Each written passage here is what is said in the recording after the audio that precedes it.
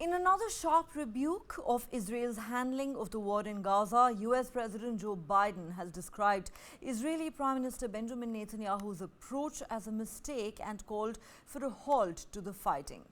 Biden made the comments in an interview just days after Israeli military strikes killed 7 World Central Kitchen aid workers, which sparked anger and frustration across the globe and reportedly throughout the White House. Biden said, "I think what he is doing is a mistake. I don't agree with his approach. I think it's outrageous that those 3 vehicles were hit by drones and taken out on a highway where it wasn't like it was along the shore." Calling for Israel to agree to a ceasefire, Biden said there is no excuse for not sending in more humanitarian aid. Biden stated, "What I'm calling for is for the Israelis to just call for a ceasefire, allow for the next 6 to 8 weeks, total access to all food and medicine going into the country. I've spoken with everyone from the Saudis to the Jordanians to the Egyptians.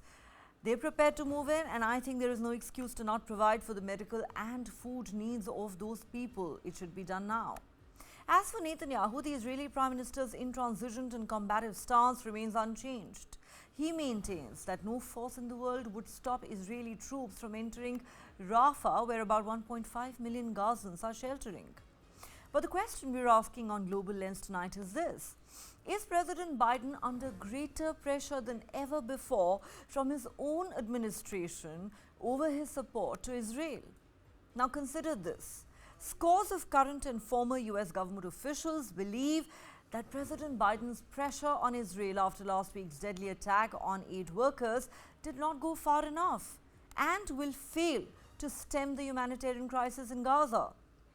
Many of these officers have been quoted by the international media as saying that internal dissent in the Biden administration is growing and there are more and more calls for tougher action on US arms transfers to Israel.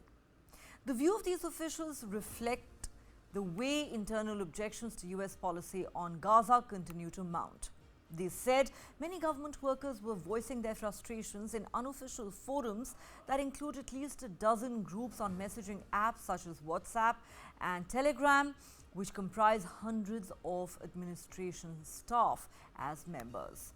While Israel said it would open new aid routes after President Biden threatened to reassess US policy following Israeli strikes that killed 7 aid workers in Gaza, including a US citizen, many in the US are now saying this tougher line by Biden is too little, too late, and that the White House could have done this months ago and prevented famine in northern Gaza.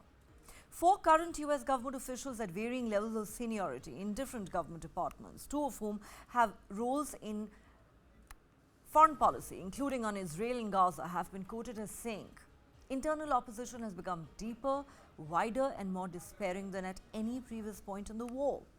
While the increase in pressure from President Biden last week was welcome, it did not go far enough to reflect the moral urgency to act, they said. One official said, "I read it as Israel doing the bare minimum to get through the day and avoid arms transfers being halted." US Secretary of State Antony Blinken said on Tuesday that more than 400 trucks had been cleared to go into Gaza the previous day, describing important commitments made by Israel. However, UN officials say the figure was actually just about 223, less than half the daily number that's required as a minimum to stem the growing humanitarian crisis. Some of the US officials have been quoted as saying that they want the Biden administration to explicitly condition arms supplies to Israel in order to avoid a full-scale humanitarian collapse. The Biden administration has been under increasing pressure to say whether it is conducting a full review by the State Department's Office of the Legal Advisor into whether Israeli actions in Gaza have breached international law, which could lead to a bar on US weapons shipments. Josh Paul, a former senior official who resigned last year in protest, has said the US State Department has not asked the office to make an assessment because it does not want the answer that it knows it will get. The official's concerns echo those of dozens of Democrats in Congress, including Biden ally and former House Speaker Nancy Pelosi, who signed a letter just last Friday urging the US government to pause weapons transfers to Israel in the wake of the first April strikes on aid workers, which sparked international outrage. The Israeli military called the attack a grave accident. The US-Israel relationship is currently experiencing its most serious strain in decades. After President Biden's phone call with Israeli Prime Minister Benjamin Netanyahu last week that amounted to a defining moment and possibly an inflection point in the six-month conflict. Within hours of Biden's call, Israel said it would open the Erez crossing in northern Gaza and the port of Ashdod in southern Israel to facilitate the movement of aid. Israel also pledged to drastically improve security coordination with groups delivering assistance to Palestinians. However, there has been ongoing dissent within the US government about the US-Gaza policy since the first months of the war. And in February, hundreds of civil servants in the US and European countries wrote an open letter warning that their governments risked being complicit in grave violations of international law.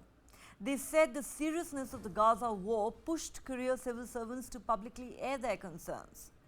Israel, of course, has consistently denied violating any international law in Gaza, blaming thousands of civilian deaths from its military campaign on Hamas for operating from civilian areas.